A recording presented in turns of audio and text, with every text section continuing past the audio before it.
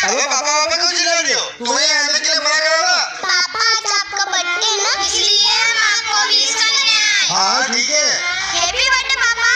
अरे वाह मेरा शेर बेटा, तुझे मेरा बर्थडे याद था? हाँ याद था।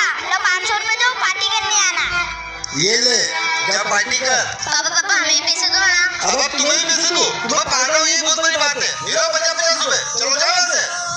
पापा मैंने 500 रुपए में सारे दोस्तों को पार्टी दे दी। अरे वाह मेरा शेर, बहुत अच्छा काम किया तूने। पापा क्या हुआ? कहाँ है तुम 50 रुपए? पापा ये घड़ी रख लो।